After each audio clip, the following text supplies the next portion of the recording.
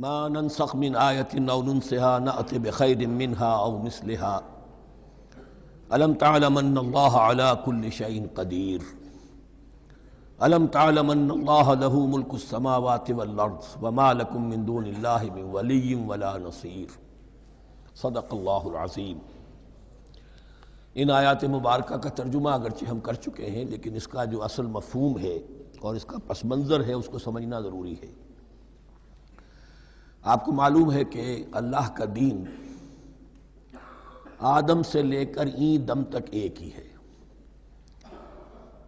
نوح کا دین، موسیٰ کا دین، عیسیٰ کا دین، محمد کا دین صلی اللہ علیہ وسلم علیہ الصلوۃ دین ایک ہی ہے۔ شریعتوں میں فرق رہا ہے، اور یہ فرق جو رہا ہے اس کا اصل سبب یہ ہے کہ نوع انسانی مختلف اعتبارات سے ارتقاء کی مراحل طے کر رہی تھی۔ ذہنی پختگی، شعور کی پختگی، پھر سوشل ایولیوشن، تمدنی ارتقاء، یہ مسلسل جاری تھا۔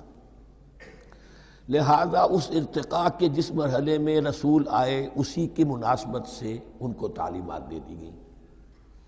ان میں وہ حصے بھی تھے کہ جو ایٹرنل ہیں، جو ہمیشہ رہیں گے، اور ایسے بھی تھے کہ جو اس زمانے کی مناسبت سے تھے۔ اب جب اگلا رسول آئے گا تو ظاہر بات ہے کہ ان میں سے کچھ چیزوں میں تغیر و تبدل ہو جائے گا، کچھ چیزیں نئی آ جائیں گی، کچھ پرانی ساقط ہو جائیں گی۔ یہ پرانی چیزوں کا ساقط ہونا یہ کہلاتا ہے ناسخ ہونا، ناسخ و منسوخ کا مسئلہ، کہ وہ حکم منسوخ ہو گیا اور اس کی جگہ پر کوئی اور حکم آ گیا ہے۔ یا تو اللہ تعالیٰ تعین کے ساتھ منسوخ فرماتے ہیں، یا یہ کہ اس شے کو سرے سے لوگوں کے ذہنوں سے زائل کر دیتے ہیں۔ اعتراض یہ کر رہے تھے یہودی کہ اگر تو یہ دین وہی ہے جو موسیٰ کا تھا تو ظاہر بات ہے کہ پھر شریعت پوری وہی ہونی چاہیے۔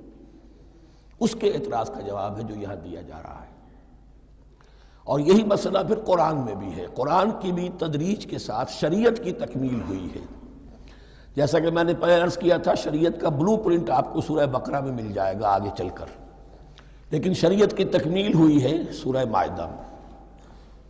یہ جو تقریباً 5-6 سال کا وقفہ ہے، اس میں کچھ احکام شروع میں دیے گئے، پھر ان میں رد و بدل کر کے، اور پھر آخر میں الیوم اکملت لکم دینکم واتممت علیکم نعمتی ورضیت لکم الاسلام دینا۔ تو یہ ناسخ و منسوخ کا مسئلہ صرف سابقہ شریعتوں اور شریعت محمدی میں نہیں ہے صلی اللہ علیہ وسلم، بلکہ خود شریعت محمدی میں بھی زمانی اعتبار سے ارتقاء ہوا ہے کہ پہلے شراب کے بارے میں حکم دیا گیا کہ اس کی مضرت زیادہ ہے، گناہ کا پہلو زیادہ ہے، کچھ فائدے بھی ہیں، بس۔ اس کے بعد آیا اگر شراب کے نشے میں ہو تو نماز مت پڑھو، نماز کے قریب مت جاؤ۔ سورہ مائدہ میں آخری حکم آ گیا، حل انتم منتہون، اب باز آتے ہو کہ نہیں آتے، حرام کر دیا گیا۔ تو یہ تدریجاً ہوا ہے۔ تو ناسخ و منسوخ قرآن میں بھی ہے، اور ناسخ و منسوخ قرآن اور تورات کے مابین بھی ہے۔ تو ہم نہیں منسوخ کرتے کوئی آیت یا بھلوا دیتے ہیں اس کو، نأت بخیر منہا، ہم اس سے بھی بہتر لے آتے ہیں، او مثلہا، یا اس جیسی ہی۔ الم تعلم ان اللہ علی کل شیء قدیر، اب یہ کہ یہ تو اللہ کی اتھارٹی ہے، مالک الملک وہ ہے، دین اس کا ہے، اس میں وہ جس طریقے سے چاہے کسی چیز کے اندر تبدیلی پیدا کر دے۔ الم تعلم ان اللہ لہ ملک السماوات والارض ما لکم من دون اللہ من ولی ولا نصیر ام تریدون ان تسألوا رسولکم کما سئل موسیٰ من قبل، کیا تم یہ چاہتے ہو کہ سوال کرو یا مطالبہ کرو اپنے رسول سے بھی اسی طرح کے جس طرح کی باتیں کی گئی تھی موسیٰ سے پہلے؟ مثلا ہم دیکھ چکے ہیں کہ ان سے کہا گیا کہ ہم نہیں مانیں گے جب تک کہ اللہ کو دیکھ نہ لے عیاناً، یا اسی طرح کے اور مطالبے جو حضرت موسیٰ علیہ السلام سے کیے جاتے تھے۔ یہاں مسلمانوں کو سکھایا جا رہا ہے کہ اس روش سے باز آؤ، ایسی بات تمہارے اندر پیدا نہیں ہونی چاہیے۔ وَمَن يَتَبَدَّلِ الْكُفْرَ بِالْإِيمَانِ فَقَدْ ضَلَّ سَوَاءَ السَّبِيلِ، ظاہر بات ہے ایسی حرکتیں بھی اب مسلمانوں میں سے بھی جو منافقین ان میں شامل تھے وہی کر رہے ہوں گے۔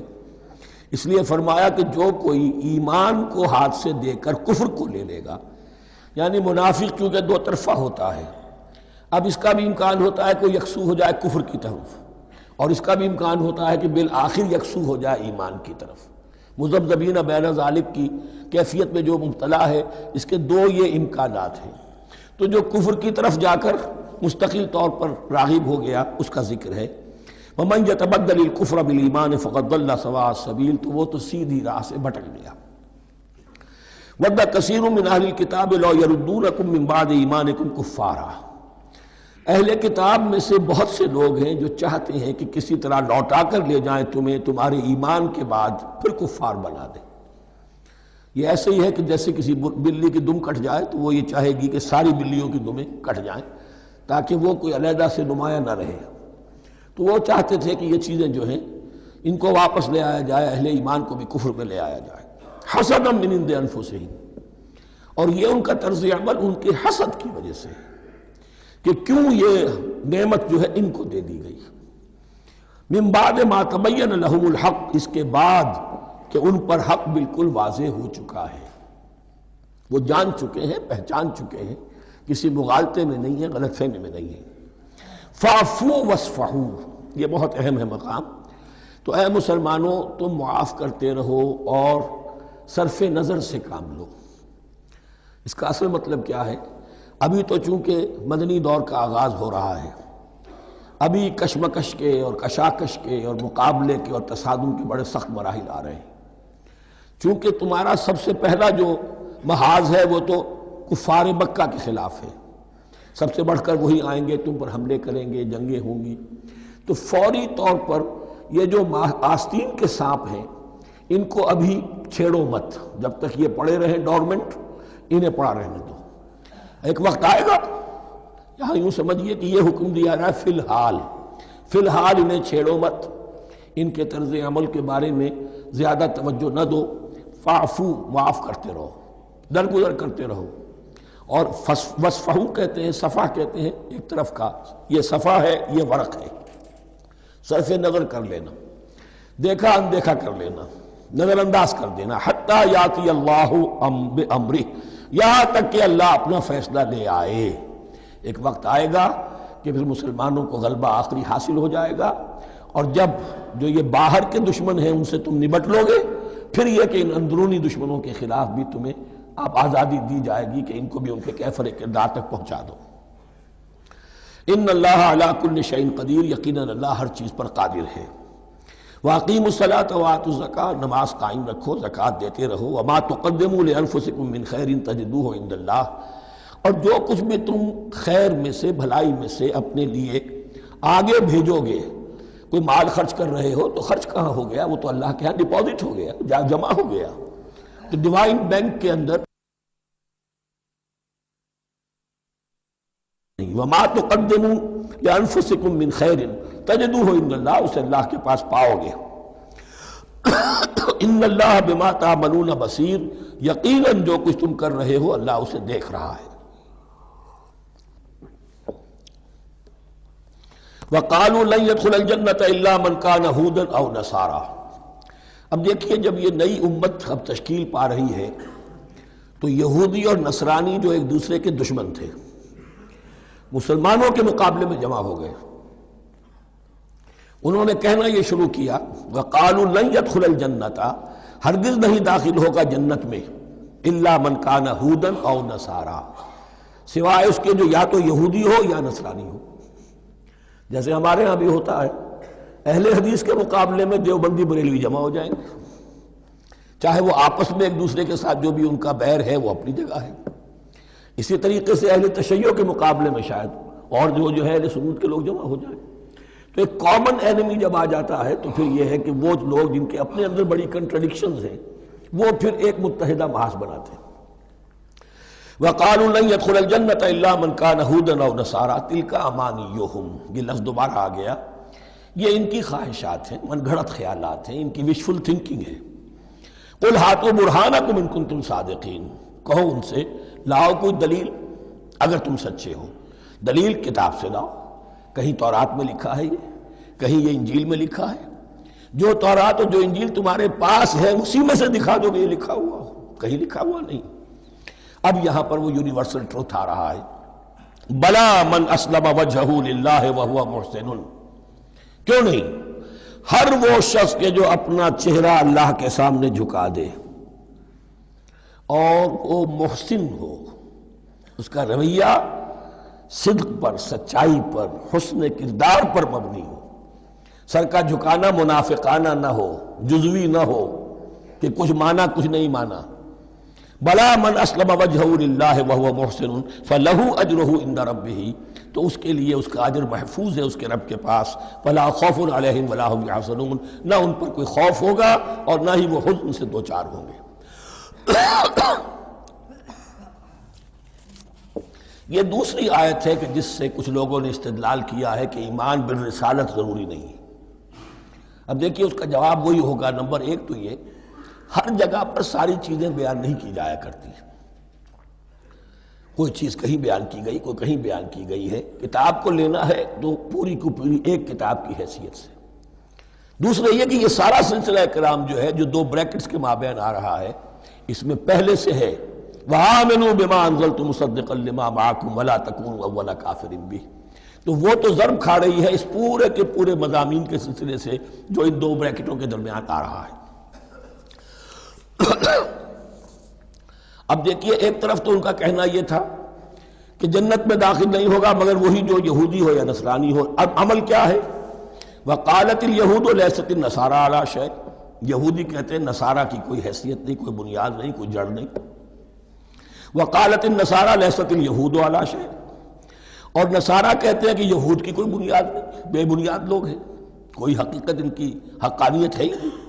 وهم يتلون الكتاب، اور مزہ یہ ہے کہ دونوں ایک کتاب پڑھ رہے ہیں. اولڈ ٹیسٹمنٹ تو مشترک ہے یہودیوں میں اور عیسائیوں میں، یہ بہت اہم نکتہ ہے. اور جدید عیسائیت میں جو ایک بہت بڑی طاقت ابھر رہی ہے امریکہ میں، وہ ہے کہ جو یہ عیسائیت کو جیوڈائز کر رہی ہے. کیونکہ رومن کیتھولک مذہب جو تھا اس نے تو چونکہ گویا کہ سارا رشتہ توڑ لیا تھا بائبل سے، سارا اختیار پوپ کے ہاتھ میں آ گیا تھا. لیکن پروٹیسٹنٹس نے پھر بائبل کو قبول کیا. اب اس کی منطقی انتہا یہ کہ اولڈ ٹیسٹمنٹ کے اوپر بھی اب ان کی توجہ ہو رہی ہے کہ آخر یہ بھی تو ہم مانتے ہیں کہ ہماری کتاب ہے، اور اس میں جو کچھ لکھا ہے اس کو نظر انداز کیسے کر سکتے ہیں. تو حال ہی میں ہم نے جو ایک سیمینار کیا تھا امریکہ میں، جس میں ایک یہودی عالم بھی آئے تھے، ایک عیسائی بھی آئے تھے، اور مسلمانوں کی طرف سے بھی ہمارے ایک ساتھی بلال کوشل نے بات کی تھی. تو وہاں ایک یہودی عالم نے کہا کہ اس وقت اسرائیل کو سب سے بڑی سپورٹ جو مل رہی ہے وہ ان عیسائیوں سے مل رہی ہے امریکہ میں سے، کہ جو اس وقت ایونجلسٹ کہلاتے ہیں وہاں پر، اور جو ایک بڑا فرقہ بن کر ابھر رہے ہیں. بہرحال یہ ان کا طرز عمل ہے. وَهُمْ يَتْلُونَ الْكِتَابَ، اور وہ دونوں کے دونوں کتاب کے پڑھنے والے ہیں. كَذَلِكَ قَالَ الَّذِينَ لَا يَعْلَمُونَ مِثْلَ قَوْلِهِمْ، اسی طرح کہا تھا ان لوگوں نے کہ جو کچھ بھی نہیں جانتے انہی کی سی بات کہی تھی، یعنی یہ اشارہ ہے مشرکین مکہ کی طرف.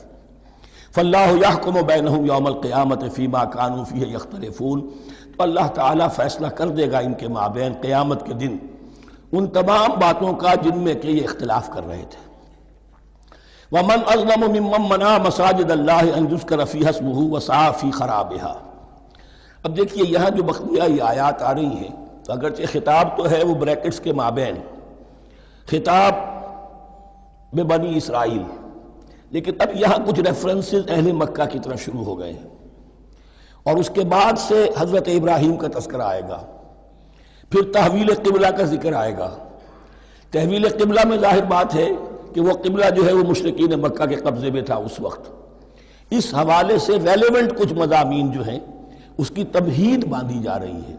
یہ ساری تمہید ہے جو آگے آنے والا مضمون ہے تحویل قبلہ، جو علامت تھی اس بات کی کہ اب وہ سابقہ امت مسلمہ معزول کر دی گئی اور نئی امت محمد صلی اللہ علیہ وسلم اس مقام پر نصب کر دی گئی، انسٹال کر دی گئی.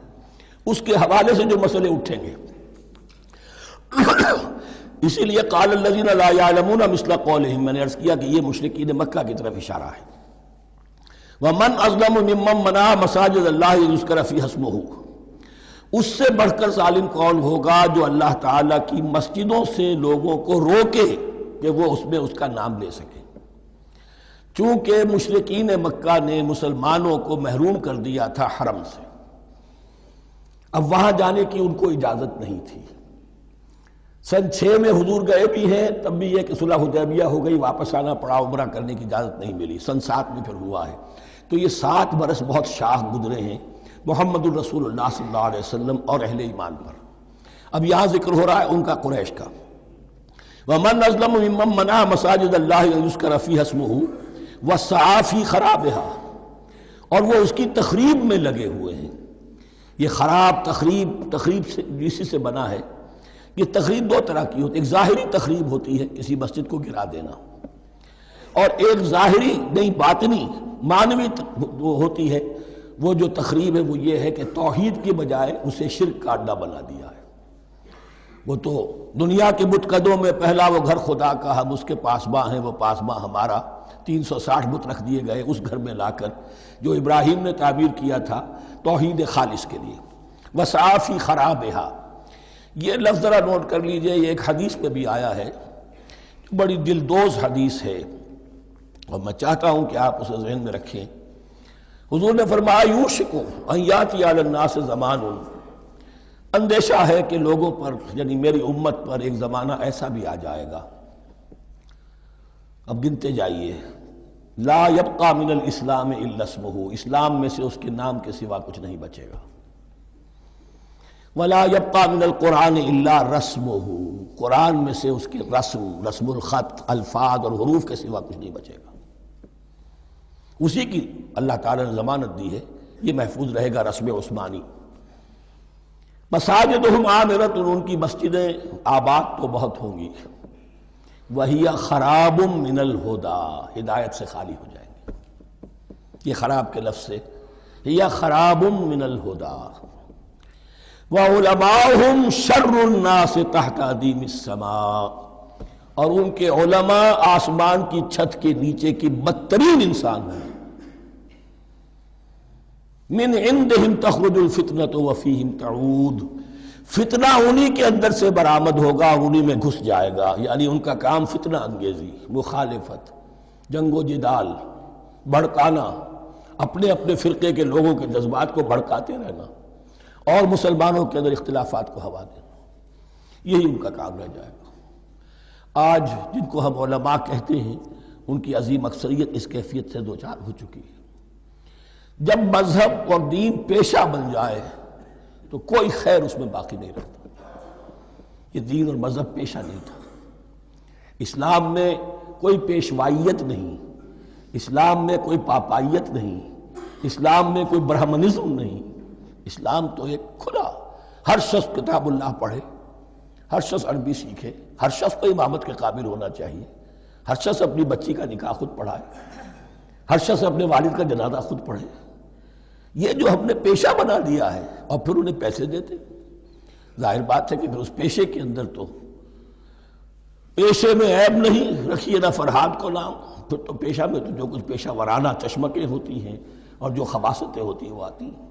لیکن ساتھ ہی یہ بات واضح رہے کہ علماء حق سے دنیا خالی نہیں ہوگی، علماء حق بھی ہیں، لیکن کسی کے ماتھے پر لکھا ہوا نہیں ہوتا کہ یہ علماء حقانی میں سے اور یہ علماء سو میں سے ہے۔ باقی یہ صحیح بات ہے کہ اکثریت ادھر جا چکی ہے، ورنہ امت کا بیڑا غرق نہ ہوتا، سیدھی سیدھی بات۔ یہ بیڑا غرق ہوا ہے تو آخر کوئی سبب ہے۔ اولئک ما کان لہم ان یدخلوها الا خائفین، ایسے لوگوں کو تو سوائے اس کے ان کا کوئی مقام نہیں ہے کہ انہیں داخل ہونے کی بھی اجازت نہیں ہونی چاہیے اس میں، یعنی اللہ کی مسجدوں میں، مگر خوف زدہ ہو کر، ڈر کر۔ لہم فی الدنیا خزی، ان کے لیے دنیا میں بھی رسوائی اور ذلت ہے، لہم فی الآخرۃ عذاب عظیم، اور آخرت میں ان کے لیے عذاب عظیم ہے۔ وللہ المشرق والمغرب، اب دیکھیے تمہید ہو رہی ہے تحویل قبلہ کے لیے۔ اب ظاہر بات ہے کہ بڑی حساس جو ہے وہ ایک کیفیت تھی یہ تو یروشلم کے ساتھ جن کو دلچسپی تھی اور ان کے دلوں میں اس کی عقیدت تھی، مکہ مکرمہ اور بیت اللہ کے ساتھ جن کو دلچسپی تھی اور ان کے دلوں میں اس کی عقیدت تھی، تو اس حوالے سے یہ قبلہ بدلنا، اور 2 دفعہ بدلا ہے قبلہ۔ پہلے آ کے مدینے میں حضور نے یروشلم کی طرف 16 مہینے نماز پڑھی اور پھر تحویل قبلہ ہوا، تو اب اس میں کئی امتحان ہو گئے، وہ آگے آ جائے گا، لیکن اس کی تمہید باندھی جا رہی ہے۔ للہ المشرق والمغرب، مشرق اور مغرب سب اللہ کے ہیں، یعنی اگر ہم رخ کرتے ہیں مغرب کی طرف تو اس کے معنی یہ نہیں ہے کہ اللہ مغرب میں ہے، معاذ اللہ، اللہ تو جہت سے، مقام سے ماورا، وراء الورا۔ یہ تو یہ ہے کہ ایک یکسانیت پیدا کرنے کے لیے، اجتماعی رنگ دینے کے لیے ایک چیز کو قبلہ بنا دیا، علامت ہے۔ غالب نے ٹھیک کہا ہے، قبلے کو اہل نظر قبلہ نما کہتے ہیں۔ قبلہ جو ہے وہ مسجود تو نہیں ہے پرے سرحد ادراک سے اپنا مسجود، قبلے کو اہل نظر قبلہ نما کہتے ہیں۔ للہ المشرق والمغرب فینما تولوا فثم وجہ اللہ، جدھر بھی تم رخ کرو گے وہ اللہ ہی کا رخ ہے۔ ان اللہ واسع علیم، یقیناً اللہ بہت وسعت والا ہے، بہت وسعت والا ہے، وہ کسی سمت میں محدود نہیں ہے، اور علیم ہے، ہر شے کا جاننے والا ہے۔ دیکھیے یہاں یہ آیت کہہ کے اور چھوڑ دیا مسئلہ، اگلے مسئلے پر آ گئے۔ آگے آپ کو پتہ چلے گا کہ یہ در حقیقت ایک تمہید باندھی جا رہی ہے تحویل قبلہ کے لیے۔ وقالوا اتخذ اللہ ولدا سبحانہ، اور ان میں وہ بھی ہیں، اب ظاہر بات ہے یہاں پھر اشارہ ہو رہا ہے وہ اہل مکہ کی طرف، جنہوں نے یہ کہا ہے کہ اللہ نے اولاد اپنے لیے اختیار کی، یعنی وہ کہتے تھے کہ یہ جو فرشتے ہیں یہ اللہ کی بیٹیاں ہیں، نصارہ کہتے تھے کہ حضرت مسیح اللہ کے بیٹے ہیں، اور یہودیوں کا بھی ایک گروہ ایسا تھا جو حضرت عزیر کو اللہ کا بیٹا کہتا تھا۔ بل لہ ما فی السماوات والارض، نہیں، آسمانوں اور زمین میں جو کچھ ہے اسی کی ملکیت ہے، سب مخلوق ہیں، مملوک ہیں، خالق اور مالک صرف وہ ہے۔ کل لہ قانتون، اور سب کے سب اس کے فرما بردار ہیں، بڑے سے بڑا رسول، بڑے سے بڑا ولی، بڑے سے بڑا فرشتہ، بڑے سے بڑے اجرام سماویہ، سب کل لہ قانتون۔ بدیع السماوات والارض، وہ آسمان اور زمین کو پیدا کرنے والا ہے بغیر کسی شے کے۔ یہ ابداع اور خلق، ان میں فرق ہے۔ ابداع، بلکہ شاہ ولی اللہ دہلوی نے حجت اللہ البالغہ کا جو پہلا چیپٹر ہے اس کو یہی 3 عنوان دیے ہیں۔ اللہ تعالیٰ کے افعال بنیادی طور پر 3 ہیں، ابداع، خلق، تدبیر۔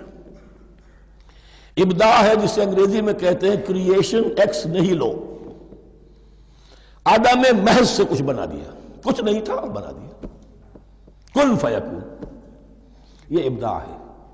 خلق ہے اب ایک چیز سے دوسری چیز بنانا، گارے سے انسان بنایا، یہ تخلیق ہے، آگ سے جن بنا، یہ تخلیق ہے، نور سے فرشتے بنا، یہ تخلیق ہے۔ تو ابداع، بدیع وہ ہے کہ جس نے نئی چیز، اسی لیے بدعت ہمارے ہاں کہلاتی ہے وہ شے جو دین میں نہیں تھی اور خواہ لا کے شامل کر دی گئی، جس کی کوئی جڑ بنیاد دین میں نہیں ہے، وہ بدعت ہے۔ اس سے یہ لفظ بدیع السماوات والارض، وَإِذَا قَضَىٰ أَمْرًا فَإِنَّمَا يَقُولُ لَهُ كُن فَيَكُونُ، اس کی شان تو یہ ہے کہ جب وہ کسی معاملے کا فیصلہ کر لیتا ہے تو بس کہتا ہے کہ ہو جا، اور وہ ہو جاتی ہے۔ وَقَالَ الَّذِينَ لَا يَعْلَمُونَ لَوْلَا يُكَلِّمُنَا اللَّهُ وَتَأْتِينَا آیَةٌ، اور کہا ان لوگوں نے جو علم نہیں رکھتے، یہاں پھر وہی مشرکین مکہ کی طرف روح سخن ہے، کیوں نہیں بات کرتا ہم سے اللہ، اور کیوں نہیں کوئی لے آتا ہمارے پاس کوئی نشانی۔ یہ میں عرض کر چکا ہوں، یہ مضمون جو ہے کہ ان کا مطالبہ تھا بہت شدت کے ساتھ کہ کوئی معجزے ویسے ہی دکھاؤ جیسے تم کہتے ہو کہ عیسیٰ نے دکھائے تھے، موسیٰ نے دکھائے تھے، تو ہمارے یہ مطالبے پورے کر دو، ہم مان لیں گے۔ یہ ذکر آئے گا سورہ انعام میں اور پھر سورہ بنی اسرائیل میں۔ كَذَلِكَ قَالَ الَّذِينَ مِن قَبْلِهِمْ مِثْلَ قَوْلِهِمْ، اسی طرح کی باتیں جو لوگ ان سے پہلے آئے تھے وہ بھی کہتے رہے۔ تشابہت قلوبہم، ان کے دل ایک دوسرے سے مشابہ ہو گئے ہیں۔ قد بینا الآیات لقوم یوقنون، اور ہم نے تو اپنی آیات کو واضح کر دیا ہے ان لوگوں کے لیے جو یقین کرنا چاہیں۔ انا ارسلناک بالحق بشیرا ونذیرا، اے نبی ہم نے آپ کو بھیجا ہے حق کے ساتھ بشیر اور نذیر بنا کر۔ بنیادی حیثیت آپ کی یہ ہے کہ آپ اہل حق کو بشارت دیں، فراح و ریحان و جنت نعیم، فسلام لک من اصحاب الیمین، یہ بشارت دیجئے۔ اور جو غلط راستے پر جائیں، کفر کریں، منافقت میں مبتلا ہوں، ملحد ہوں اور بدعملی کریں، ان کو آپ خبردار کر دیجئے کہ جہنم ان کے لیے تیار کر دی گئی ہے۔ آپ کا کام دعوت ہے، ابلاغ ہے، تبلیغ ہے، نصیحت ہے۔ وَلَا تُسْأَلُ عَنْ أَصْحَابِ الْجَحِيمِ، آپ سے سوال نہیں کیا جائے گا جہنمیوں کے بارے میں کہ اے محمد یہ کیوں جہنم میں پہنچ گئے، ہم نے تمہیں بھیجا تھا، تمہارے ہوتے ہوئے یہ جہنمی کیوں ہو گئے؟ نہیں، یہ آپ کی ذمہ داری نہیں ہے۔ کون جنت میں جانا چاہتا ہے، کون جہنم میں جانا چاہتا ہے، یہ آدمی کا اپنا فیصلہ ہے۔ آپ کا کام ہے کہ حق کو واضح کر دیں، ہاں وضاحت میں کمی نہ رہ جائے، حق واضح ہو جائے، کوئی اشتباہ نہ ہو، بالکل مبرہن ہو جائے، واضح ہو جائے، بس یہ ذمہ داری آپ کی ہے، اس سے زیادہ نہیں۔ یہ مسئولیت جو ہوتی ہے، انسان اگر اپنی اصل مسئولیت سے زیادہ ذمہ داری اپنے سر پر ڈال لے تو اس سے بھی بہت بڑی بڑی گمراہیاں پیدا ہوتی ہیں، اور اس کا جو تذکرہ ہو رہا ہے بڑی گمراہی تو معاذ اللہ وہ تو ہمارے حوالے سے ہوتی ہے۔ ہمارے ہاں کی بہت سی جماعتیں جو ہیں اسی طرح کی غلطیوں کی وجہ سے وہ غلط راستوں پر پڑ گئی، پوری تحریکیں برباد ہو گئی۔ لیکن یہاں بھی حضور کا معاملہ کیا ہو رہا تھا کہ حضور چاہتے تھے کہ کسی طرح یہ علماء یہود ایمان لے آئیں۔ بہرحال حضور کے دل میں رغبت، آخر مکے میں آپ تھے تو دعائیں مانگتے تھے، اے اللہ عمرو ابن ہشام اور عمر ابن خطاب میں سے کسی ایک کو تو میری جھولی میں ڈال دیں۔ تو اسی طرح کی دعا آپ نے کی ہوگی۔ فرمایا وَلَن تَرْضَىٰ عَنْكَ الْيَهُودُ وَلَا النَّصَارَىٰ حَتَّىٰ تَتَّبِعَ مِلَّتَهُمْ۔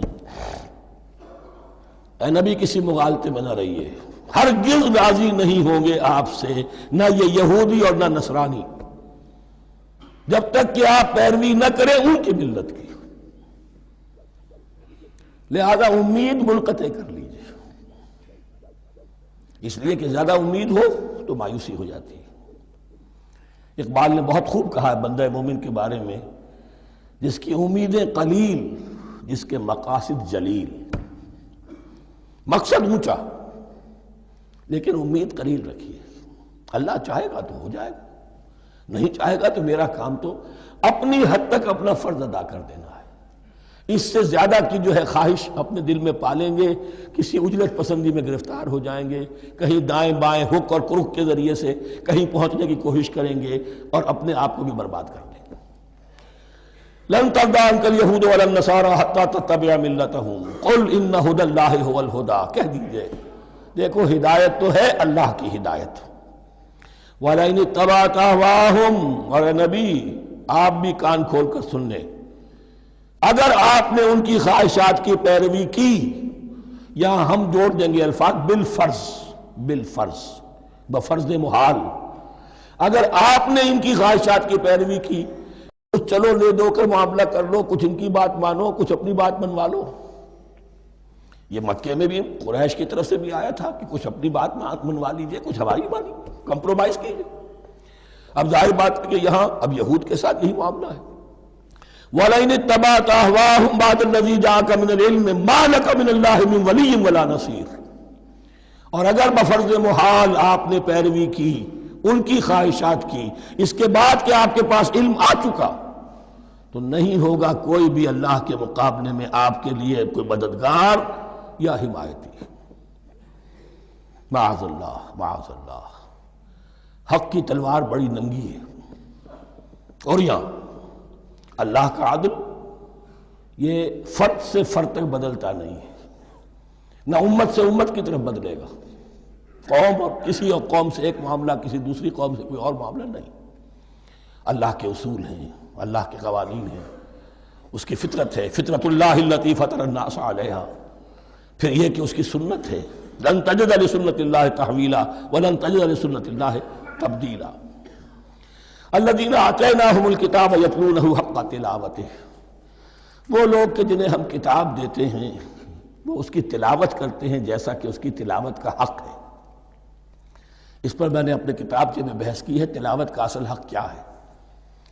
مسلمانوں پر قرآن مجید کے حقوق نامی کتابچہ، اب یہاں پہ تفصیل سے بیان کرنے کا وقت نہیں ہے، لیکن ایک بات جان لیجئے کہ تلاوت کا لفظ جو قرآن کے لیے قرآن نے اختیار کیا یہ بڑا ذو معنیین ہے۔ تلا یتلو ہم اسے بھی کہتے ہیں پڑھنا، اور تلا یتلو کسی کے پیچھے پیچھے چلنے کو کہتے ہیں۔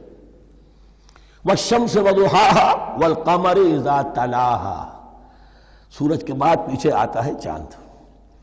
تو یتلو کے معنی کیا ہے؟ when you are reading the book you are following the text۔ بعض لوگوں کو دیکھا ہوگا انگلی ان کی چلتی ہے ساتھ ساتھ، وہ بیچارے زیادہ ماہر نہیں ہیں تو تاکہ نگاہ ادھر سے ادھر نہ ہو جائے، ایک سطر سے دوسری سطر پر نہ پہنچ جائے، انگلی بھی ساتھ ساتھ پھیرتے ہیں، تو فالوئنگ دی ٹیکسٹ۔ لیکن اس تلاوت کا اصل حق کیا ہوگا؟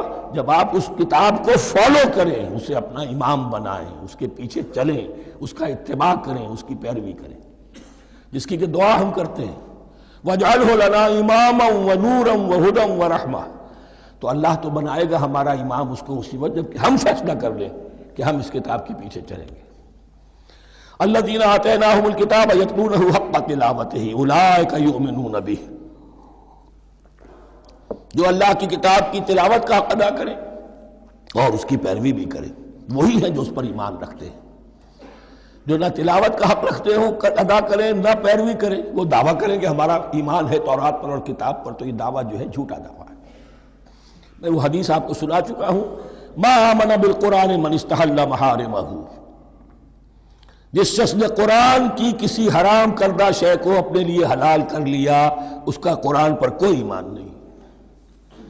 وَمَن يَكْفُرْ بِهِ فَأُولَٰئِكَ هُمُ الْخَاسِرُونَ، اور جو اس کا کفر کرے گا تو وہی لوگ ہیں خسارے میں رہنے والے۔ اب وہ بریکٹ بند ہو رہی ہے، وہ آیت کے جو چھٹے رکوع کے شروع میں آئی تھی دوبارہ آ گئی جوں کی توں، یا بنی اسرائیل اذکروا نعمتی التی انعمت علیکم وانی فضلتکم علی العالمین۔ یہ ترتیب ذہن میں رکھیے۔ اور دوسری آیت بھی جو کہ توں، صرف یہ ہے کہ ترتیب تھوڑی سی بدلی ہے۔ بریکٹ یوں بناتے ہو تو اس کی چونچ ادھر ہوتی ہے تو اس کی چونچ ادھر ہوتی ہے، تو اسی طریقے سے ذہن میں رکھیے کہ دوسری آیت کی ترتیب تھوڑی سی بدل دی ہے، درمیانی، اور وہ بھی درمیان میں چونچ والا معاملہ جو ہوتا ہے۔ وَاتَّقُوا يَوْمًا لَا تَجْزِي نَفْسٌ عَن نَفْسٍ شَيْئًا، یہ تو جو کہ تو وہی ہے، ڈرو اس دن سے جس دن کوئی جان کسی دوسری جان کے کام نہ آ سکے گی۔ وَلَا يُقْبَلُ مِنْهَا عَدْلٌ، وہاں کیا تھا وَلَا يُقْبَلُ مِنْهَا شَفَاعَةٌ، یہاں کیا آیا وَلَا يُقْبَلُ مِنْهَا عَدْلٌ، نہ اس سے کوئی فدیہ قبول کیا جائے گا۔ وَلَا تَنْفَعُهَا شَفَاعَةٌ، یہ شفاعت بعد میں لے آئے، عدل پہلے لے آئے، وہاں شفاعت پہلے ہے عدل بعد میں، بس یہ تبدیلی ہے۔ وَلَا هُمْ يُنصَرُونَ، اور یہ پھر جو کا تو وہی جو پہلی آیت میں تھا، جو چھٹے رکوع کی دوسری آیت ختم ہوئی، نہیں انہیں کوئی مدد مل سکے گی۔ یہ جو حصہ تھا جو تقریباً 10 رکوعوں پر مشتمل تھا، سورہ بقرہ کے 18 رکوع کہ جن میں روح سخن ہے سابقہ امت مسلمہ کی طرف۔ 4 رکوع بڑے عموم کے حامل تھے، لیکن بین السطور وہاں بھی اشارے موجود تھے، روح سخن جو تھا وہ بنی اسرائیل کی طرف۔ 10 رکوعوں میں صراحت کے ساتھ ساری گفتگو انہی سے ہے، الا یہ کہ ایک جگہ مسلمانوں سے خطاب کر لیا، کچھ آخر میں اہل مکہ کا تذکرہ بھی ہو گیا۔ اب اس کے بعد ذکر شروع ہو رہا ہے حضرت ابراہیم علیہ السلام کا۔ وہ بات سمجھ لیجئے کہ کیا وجہ ہے اس کی۔ دیکھیے حضرت ابراہیم کی نسل کی یہ 2 شاخیں چلی، ویسے تو 3 ہیں۔ عام طور پر لوگوں کے علم میں ہے کہ 2 بیویاں تھیں، حضرت ہاجرہ سے حضرت اسماعیل پیدا ہوئے، بڑے تھے، حضرت سارہ سے حضرت اسحاق، ان کے بیٹے یعقوب، یعقوب کے 12 بیٹے بنی اسرائیل۔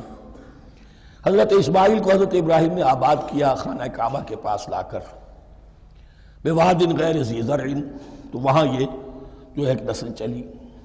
لیکن نبوت جو ہے حضرت ابراہیم کے بعد حضرت اسماعیل کو تو ملی، اس کے بعد مسلسل یوں سمجھیے کہ تقریباً 3000 کا فصل ہے سالوں کا کہ کوئی نبوت اس شاخ میں نہیں آئی۔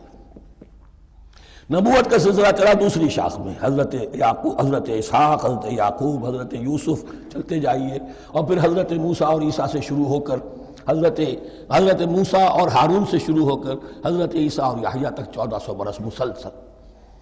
اگرچہ تیسری شاخ بھی تھی، بنو قطورہ کہلاتے، تیسری اہلیہ آپ کی تھی قطورہ۔ بنی قطورہ میں سے ان کی اولاد بڑی کثیر تھی، ان میں سے ایک مدین تھے، مدین یا مدیان، ان میں حضرت شعیب کی بعثت ہوئی تھی۔ حضرت شعیب بھی حضرت ابراہیم کی نسل میں سے ہیں، لیکن بنی مدیان میں سے۔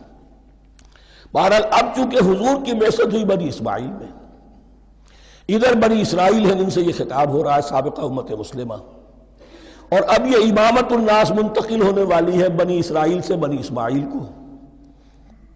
تو اب اگر اس انتقال کے وقت نقل، اگر وہ جو کامن فیکٹر ہے اس کا تذکرہ کیا جائے تو بات آسان ہو جائے گی۔ ابراہیم ہی تو جد امجد ہے نا تمہارے، تم یعقوب کی اولاد ہو ٹھیک ہے، لیکن یعقوب کس کے بیٹے تھے؟ اسحاق کس کے بیٹے تھے؟ ابراہیم کے۔ تو یہ دوسری نسل بھی تو ابراہیم ہی کی ہے۔ اس حوالے سے ان کے لیے سہل بنایا جا رہا ہے کہ بات کو سمجھو۔ یہ صرف یہ ہے کہ 2 پیڑھی اوپر جا کر مل گئے اور لانا خیر سنگا، اور حضرت ابراہیم نے خانہ کعبہ کی تعمیر کی، اور اسے اب مرکز بنانا ہے اہل توحید کا، لہذا یہ ساری گفتگو اب شروع ہو رہی ہے۔ 4 رکوع اب وہ ہیں 15ویں سے شروع ہو کر 18ویں تک، جن کا اصل مضمون ہے تحویل قبلہ۔ وَإِذِ ابْتَلَىٰ إِبْرَاهِيمَ رَبُّهُ بِكَلِمَاتٍ فَأَتَمَّهُنَّ، اور ذرا یاد کرو جب ابراہیم کو آزمایا اس کے رب نے بہت سی باتوں میں. میرا ایک کتاب چاہے حضرت ابراہیم کی شخصیت پر، حج اور عید الاضحیٰ اور ان کی اصل روح، اور اس میں ایک تحریر ہے، ایک تقریر ہے. جو تحریر ہے وہ مجھے بہت پسند ہے کہ کیسے کیسے امتحان آئے ہیں حضرت ابراہیم علیہ السلام پر. فَأَتَمَّهُنَّ، اب یہ ایک جملے میں ایک پوری داستان ہے. اس نے ان سب کو پورا کیا، سب میں پاس ہو گیا، ہر امتحان سے کامیابی کے ساتھ with flying colors ہر امتحان سے نکلے. قال انی جاعلک للناس اماما، تب ہم نے کہا اے ابراہیم اب میں تمہیں نوع انسانی کا امام بنانے والا ہوں. قال ومن ذریتی، انہوں نے کہا اور میری نسل کے بارے میں بھی یہ وعدہ ہے کہ نہیں؟ قال لا ینال عہد الظالمین، فرمایا میرا یہ عہد ظالموں سے متعلق نہیں ہوگا.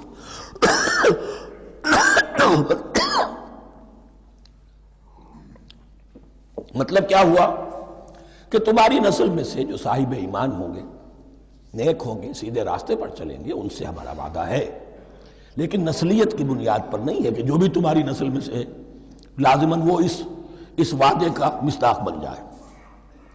وَإِذْ جَعَلْنَا الْبَيْتَ مَثَابَةً لِلنَّاسِ وَأَمْنًا، اور یاد کرو جب کہ ہم نے گھر کو، اپنے گھر کو، بیت اللہ کو قرار دے دیا لوگوں کے لیے زیارت کی جگہ، لوٹ کے آنے، لوٹ کر آؤ، حج کرو. مَثَابَةً لِلنَّاسِ وَأَمْنًا، اور اسے امن کا گھر قرار دے دیا. وَاتَّخِذُوا مِن مَقَامِ إِبْرَاهِيمَ مُصَلًّى، اور ہم نے حکم دیا کہ مقام ابراہیم کو اپنی جائے نماز بنا لو، نماز پڑھنے کی جگہ بنا لو. آج کل تو بعض علماء نے یہ کہا ہے کہ مقام ابراہیم سے مراد کوئی خاص پتھر نہیں ہے، بلکہ اصل میں وہ تو پوری جگہ جو تھی وہ مقام ابراہیم، حضرت ابراہیم وہاں آباد ہوئے تھے. لیکن صحیح بات وہی ہے جو ہمارے سلف سے چلی آ رہی ہے، روایات پختہ ہیں اس کے بارے میں کہ جس طریقے سے حجر اسود جنت سے آیا ہے، ایسے ہی یہ بھی ایک پتھر تھا کہ جو جنت سے لایا گیا حضرت ابراہیم کے لیے جب وہ تعمیر کر رہے تھے. کوئی اور ذرائع تو ابھی تھے ہی نہیں، اس کے اوپر وہ کھڑے ہوتے تھے اور یہ پتھر ہی اونچا ہوتا جاتا تھا خود. اب جیسے جیسے تعمیر اوپر جا رہی ہے تو اس کے لیے یہ پتھر اونچا ہوتا تھا. وہ پتھر ہے جو مقام ابراہیم اب بھی محفوظ ہے، اور وہاں پر پھر طواف کر کے کعبے کا مکمل، پھر اس کے آس پاس جو ہے 2 رکعت جو ہے وہ ادا کی جاتی ہے نماز. وَعَهِدْنَا إِلَىٰ إِبْرَاهِيمَ وَإِسْمَاعِيلَ أَن طَهِّرَا بَيْتِيَ لِلطَّائِفِينَ وَالْعَاكِفِينَ وَالرُّكَّعِ السُّجُودِ، اور ہم نے عہد لے لیا تھا ابراہیم اور اسماعیل سے کہ تم دونوں ہمارے اس گھر کو، بیتیا میرے اس گھر کو پاک رکھو. اب یہ تطہیر بھی دونوں طرح کی ہوگی، ظاہری صفائی بھی ہو، گند نہ ہو، تاکہ زائر آئیں تو ان کے دلوں میں جو کدورت پیدا نہ ہو، کوفت نہ ہو، کھلی فضا ہو، صاف رکھو. اور تطہیر باطنی، وہاں توحید کا چرچا ہو، کوئی اور کفر اور شرک جو ہے وہ نہ آنے پائے. ان طہرا بیتی للطائفین والعاکفین، طواف کرنے والوں کے لیے، اعتکاف کرنے والوں کے لیے، والرکع السجود، اور رکوع اور سجود کرنے والوں کے لیے. وَإِذْ قَالَ إِبْرَاهِيمُ رَبِّ اجْعَلْ هَٰذَا بَلَدًا آمِنًا وَارْزُقْ أَهْلَهُ مِنَ الثَّمَرَاتِ مَنْ آمَنَ مِنْهُمْ بِاللَّهِ وَالْيَوْمِ الْآخِرِ. اور یاد کرو جب کہ ابراہیم نے کہا تھا اے میرے پروردگار اس گھر کو امن کی جگہ بنا دے، اور اس کے رہنے والوں، اس کے ہاں آباد ہونے والوں کو یعنی بنی اسماعیل کے لیے ان کو رزق عطا فرما، میووں کا اور پھلوں کا. من آمن منہم باللہ والیوم الآخر. اب یہاں حضرت ابراہیم خود رک گئے کہ میں اپنی ساری اولاد کے لیے یہ دعا نہ کروں، اس لیے کہ وہاں روک دیا گیا تھا لا ینال عہد الظالمین. تو جو بھی ان میں سے ایمان اور عمل صالح والے ہوں اور یوم آخر پر ایمان رکھتے ہوں، اجعل هذا البلد آمنا وارزق اهله من الثمرات من آمن منهم بالله واليوم الآخر. اب یہاں دیکھیے اللہ تعالیٰ نے گویا کہ ہم کہیں گے ازرہ شفقت مسکراتے ہوئے گویا کہ فرمایا کہ ابراہیم قال ومن کفر، تمہاری اولاد میں سے جو کفر کرے گا فأمتعه قلیلا، اس کو بھی میں دنیا کا ساز و سامان تو دوں گا. امامت میں شامل نہیں کر سکتا، لیکن یہ کہ دنیاوی طور پر مال و متاع جو ہے وہ ان کو بھی میں دوں گا. ومن کفر فأمتعه قلیلا ثم اضطره الى عذاب النار، ہاں پھر اسے کشاں کشاں لے آؤں گا جہنم کے عذاب کی طرف، وبئس المصیر، اور وہ بہت ہی بری جگہ ہے لوٹنے کی۔ وَإِذْ يَرْفَعُ إِبْرَاهِيمُ الْقَوَاعِدَ مِنَ الْبَيْتِ وَإِسْمَاعِيلُ، اور یاد کرو جب کہ ابراہیم اٹھا رہے تھے ہمارے گھر کی بنیادوں کو، اور اسماعیل، باپ بیٹا دونوں لگے ہوئے تھے۔ یہاں لفظ جو قواعد آیا ہے اس کو نوٹ کیجئے، قواعد قاعدے کی جمع ہے اور یہ بنیادوں کو کہا جاتا ہے، اور اس میں اشارہ ہے حضرت ابراہیم اصل معمار اور بانی نہیں ہے کعبے کے، کعبہ بنایا ہے حضرت آدم نے۔ ان اول بیت وضع للناس للذی ببکہ، پہلا گھر۔ اب کیسے ممکن تھا حضرت آدم علیہ السلام کے زمانے سے لے کر اور حضرت ابراہیم تک کم و بیش جو ہے 4000 برس ہے، عام اندازہ جو ہے تورات کا اگر آپ لگائیں تو کوئی مسجد نہیں بنی ہوگی کیا؟ یہ پہلا گھر ہے، پہلا وہ گھر خدا کا۔ تو اس کی بنیادیں رہ گئی تھیں، باقی وہ امتداد زمانہ سے، اور چونکہ یہ سیلاب کا راستہ تھا، سیلاب کی وجہ سے وہ سب جو ہے دیواریں بہہ گئی تھیں، صرف بنیادیں تھیں۔ ان بنیادوں کو پھر وَإِذْ بَوَّأْنَا لِإِبْرَاهِيمَ مَكَانَ الْبَيْتِ، یہ سورہ حج میں جا کر مضمون تفصیل سے آئے گا۔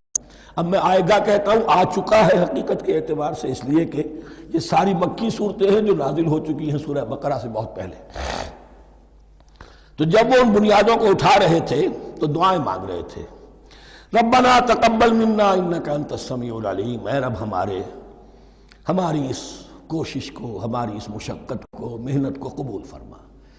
باہر گھر بنا رہے ہیں، پتھر اٹھا اٹھا کر لا رہے ہیں، حضرت اسماعیل کی عمر اس وقت لگ بھگ 13 برس ہے، ہاتھ بٹا رہے ہیں۔ ربنا تقبل منا انک انت السمیع العلیم، اے رب ہماری اس کوشش کو شرف قبول عطا فرما، یقیناً تو سب کچھ سننے والا اور جاننے والا ہے۔ ربنا وجعلنا مسلمین لک، اور اے رب ہمیں اپنا فرما بردار بنائے رکھ۔ نوٹ کیجئے ابراہیم کہہ رہے ہیں، تو میں اور آپ اگر مطمئن ہو جائیں کہ میری موت لازماً حق پر ہوگی تو بہت بڑا دھوکہ ہے۔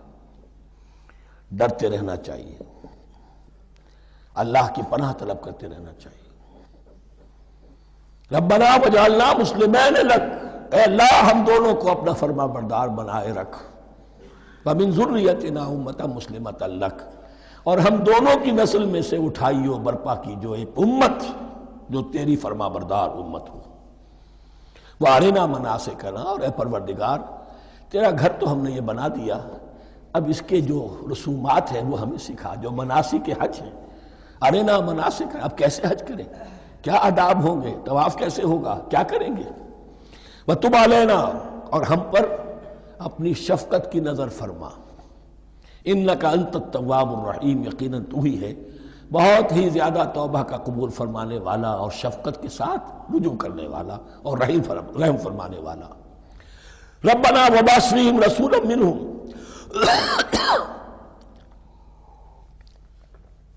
اور اے ہمارے پروردگار ہماری اس نسل میں، اب چونکہ ہماری نسل مراد ہے بنی اسماعیل، بنی اسرائیل اسماعیل کی نسل میں سے تو نہیں ہے نا، یہاں دونوں کی نسل سے مراد ہے تو وہ بنی اسماعیل۔ ہماری اس نسل میں اٹھائیو ایک رسول انہی میں سے، باہر کا نہ ہو، کوئی مغایرت کا، اجنبیت کا پردہ حائل نہ ہو۔ وہ کیا کرے، یتلو علیہم آیاتک، تیری آیات ان کو پڑھ کر سنائے، وَيُعَلِّمُهُمُ الْكِتَابَ وَالْحِکْمَةَ، اور صرف سنائے نہیں، تعلیم دے انہیں کتاب اور حکمت کی۔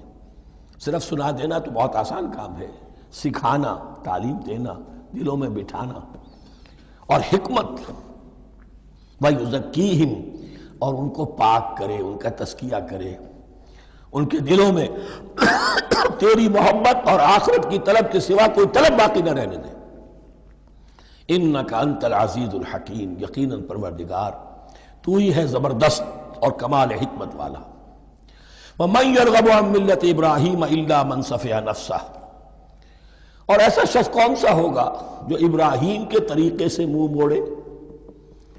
یہ رغبت کا لفظ عربی زبان میں دونوں طرف جاتا ہے، رغبہ الہ، کسی شے کی طرف رغبت ہونا، محبت ہونا، میلان ہونا، اور رغبہ عن، کسی شے سے متنفر ہونا، کسی شے سے ابا کرنا، اس کو چھوڑ دینا۔ وَمَن يَرْغَبُ عَن مِّلَّةِ إِبْرَاهِيمَ إِلَّا مَن سَفِهَ نَفْسَهُ، سوائے اس کے جس نے اپنے آپ کو حماقت ہی میں مبتلا کرنے کا فیصلہ کر لیا ہو. اور کون ہوگا جو ابراہیم کے طریقے سے منہ موڑے؟ وَلَقَدِ اسْتَفَيْنَاهُ فِي الدُّنْيَا، اور ہم نے تو اسے دنیا میں بھی پسند کر لیا تھا، چن لیا تھا. وَإِنَّهُ فِي الْآخِرَةِ لَمِنَ الصَّالِحِينَ، اور یقیناً آخرت میں بھی وہ ہمارے صالح بندوں میں سے ہوں گے. اِذْ قَالَ لَهُ رَبُّهُ أَسْلِمْ قَالَ أَسْلَمْتُ لِرَبِّ الْعَالَمِينَ. جب کہا اس سے اس کے پروردگار نے کہ مانو میرا حکم، اس نے کہا پروردگار قبول ہے تیرا حکم، یہاں تک کہ ذبح کرو بیٹے کو. حاضر. یہ آخری امتحان تھا، آخری. 100 برس کی عمر میں، 87 برس کی عمر میں دعائیں مانگ مانگ کر بیٹا لیا تھا اسماعیل. حضرت سارہ کے ہاں کوئی اولاد نہیں ہوئی تھی. اب وہ 13 برس کا تھا، بازو بن گیا تھا، اور اس وقت ذبح کرنے کا حکم آیا. جب بھی کہا ہم نے مانو ہمارا حکم، قال اسلمت لرب العالمین. اللہ تعالی ہمیں بھی توفیق دے کہ اس کی پیروی کریں. وَوَصَّىٰ بِهَا إِبْرَاهِيمُ بَنِيهِ وَيَعْقُوبُ، اور اسی کی وصیت کی تھی ابراہیم نے بھی اپنے بیٹوں کو اور یعقوب نے بھی. یا بنی، وہ کیا تھی نصیحت؟ اے میرے بیٹو، ان اللہ اصطفیٰ لکم الدین، دیکھو اللہ نے تمہارے لیے دین کو پسند فرما لیا ہے. کون سا دین؟ فلا تموتن الا وانتم مسلمون، اور دیکھنا موت نہ آنے پائے مگر فرما برداری کی حالت میں. یہی بات آئے گی سورہ آل عمران میں مسلمانوں سے خطاب کر کے، یا ایھا الذین آمنوا اتقوا اللہ حق تقاتہ ولا تموتن الا وانتم مسلمون، اور ان الدین عند اللہ الاسلام ومن یبتغ غیر الاسلام دینا فلن یقبل منہ. ام کنتم شہداء اذ حضر یعقوب الموت، کیا تم اس وقت موجود تھے جب یعقوب کی موت کا وقت آیا؟ جب آدم کی یعقوب پر موت، یہ لفظی ترجمہ ہوگا. اذ حضر یعقوب الموت اذ قال لبنیہ ما تعبدون من بعدی، حضرت یعقوب نے اپنے سارے بیٹوں کو جمع کیا، 12 کے 12، اور مصر میں پہنچ چکے تھے یہ حضرت یوسف علیہ السلام کے ذریعے سے، جو سورہ یوسف میں ساری کہانی آئے گی. وہاں انتقال ہوا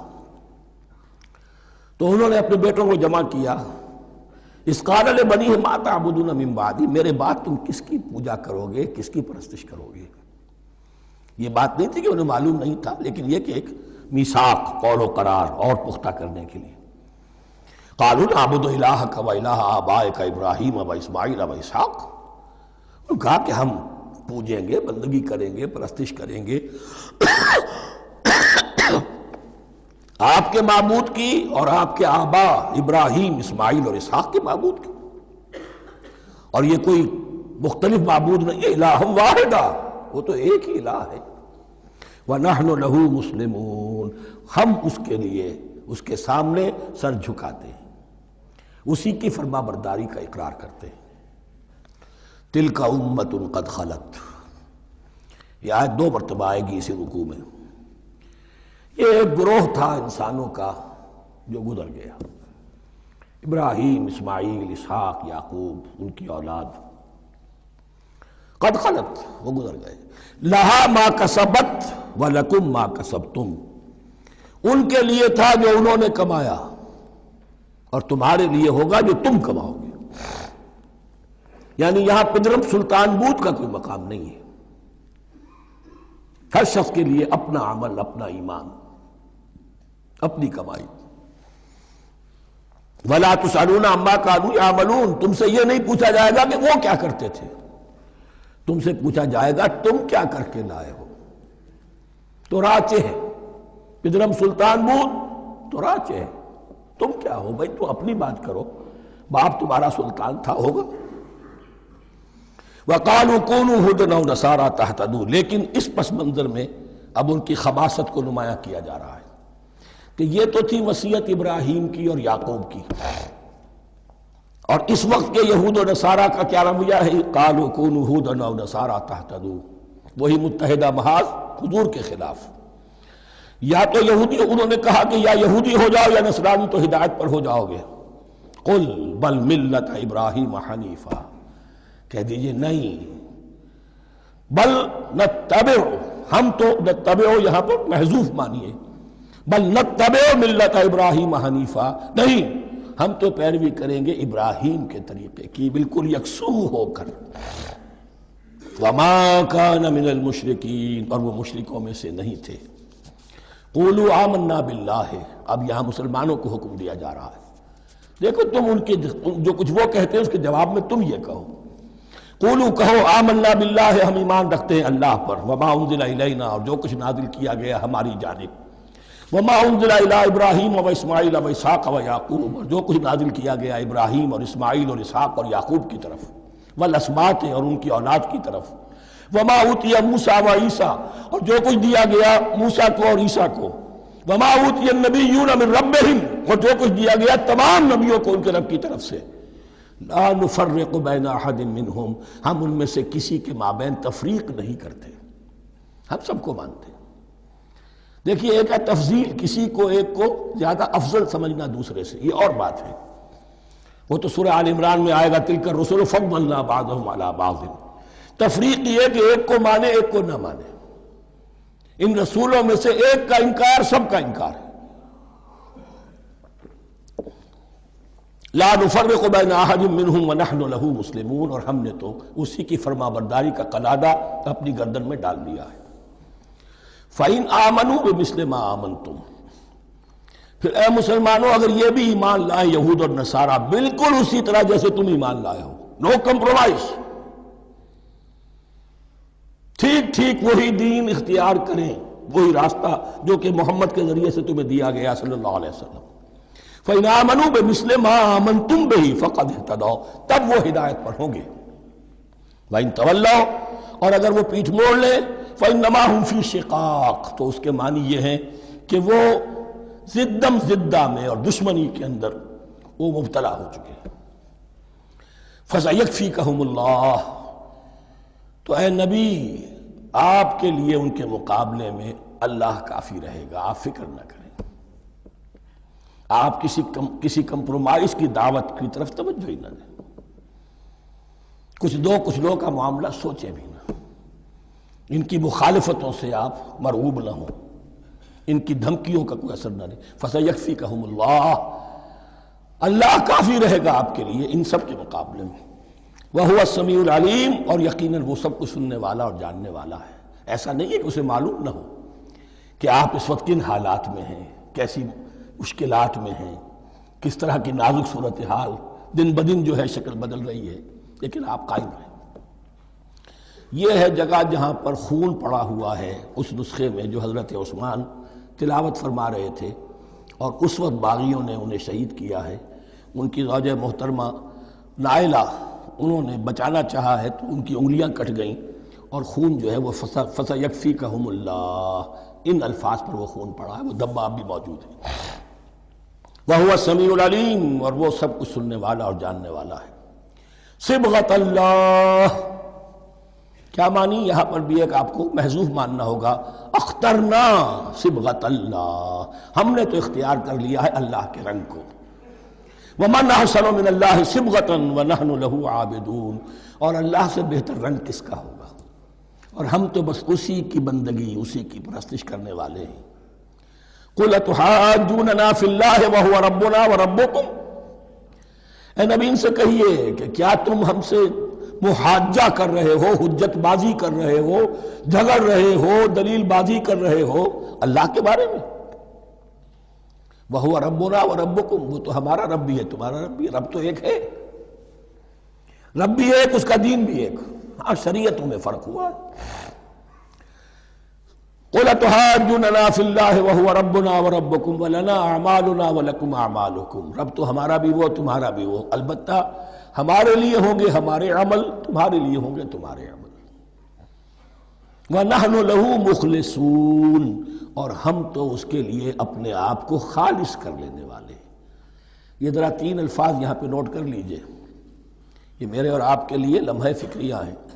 نحن لہو مسلمون، 136ویں آیت اس پر ختم ہوئی.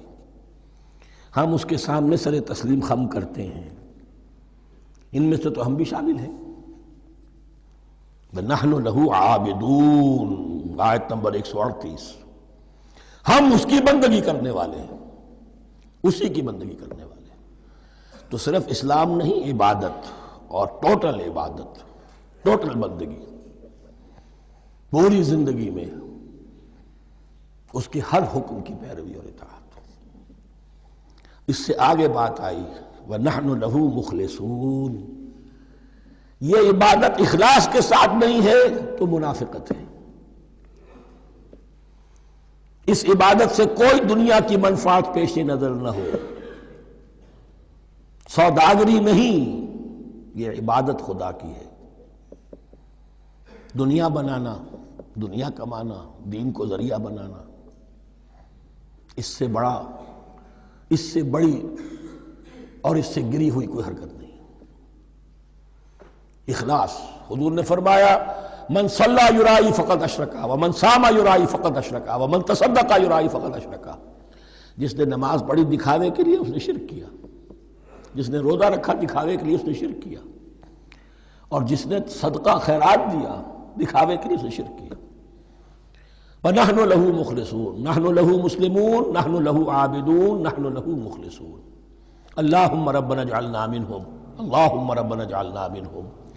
ام تقولون ان ابراہیم واسماعیل واسحاق ویعقوب والاسباط كانوا هودا او نصارا، کیا تمہارا کہنا یہ ہے کہ ابراہیم اور اسماعیل اور اسحاق اور یعقوب اور ان کی اولاد یہودی تھے یا نصرانی تھے؟ تم جو کہتے ہو کہ یا یہودی ہو جاؤ یا نصرانی تب ہدایت پاؤ گے، تو ابراہیم یہودی تھے یا نصرانی؟ اور اسحاق اور یعقوب اور یوسف اور موسیٰ اور عیسیٰ یہ کون تھے؟ یہی بات آج مسلمانوں کو سوچنی چاہیے۔ محمد الرسول اللہ اور ان کے اصحاب دیوبندی تھے یا بریلوی تھے یا اہل حدیث تھے یا شیعہ تھے یا سنی تھے؟ ان تقسیموں سے اوپر ہونے کی ضرورت ہے۔ اللہ کے ساتھ اخلاص کا تقاضا یہ ہے، ٹھیک ہے ایک فقہی مسلک کے اعتبار سے ایک شخص کسی مسلک کی پیروی کر رہا ہے، لیکن اپنے آپ کو اس سے آئیڈینٹیفائی کرانا اور اس مسلک کو مقدم رکھنا دین پر، اور اس مسلک ہی کے لیے محنت اور مشقت اور بھاگ دوڑ تبلیغ ہو رہی ہے اسی کی، یہ چیز بالکل اس اصل حقیقت کے خلاف ہے کہ جو اللہ کے دین نے ہمیں سکھائی۔ ام تقولون ان ابراہیم و اسماعیل و اسحاق و یعقوب والاسباط كانوا هودا او نصارا قل انتم اعلم ام اللہ، کہیے ان سے کہ تم زیادہ جانتے ہو یا اللہ زیادہ جانتا ہے۔ ومن اظلم ممن كتم شہادۃ عنده من اللہ، کان کھول کر سن لو، اس سے بڑھ کر ظالم کون ہوگا جس نے اللہ کی ایک گواہی جو اس کے پاس تھی اسے چھپا لیا۔ تمہارے پاس گواہیاں ہیں، علماء یہود جانتے تھے یہ اللہ کے رسول ہیں جن کے ہم منتظر تھے، اس گواہی کو چھپائے بیٹھے۔ ومن اظلم ممن كتم شہادۃ عنده من اللہ وما اللہ بغافل عما تعملون، اور اللہ ہرگز غافل نہیں ہے کہ اس سے جو تم کر رہے ہو۔ تلک امۃ قد خلت، یہ گروہ مقدس جماعت تھی یہ جس کے یہ گلے سرسبت تھے، یہ گزر گئے۔ لہا ما کسبت ولکم ما کسبتم، جو کمائی انہوں نے کی، جو عمل انہوں نے کمائے وہ ان کے لیے، تمہارے لیے نہیں۔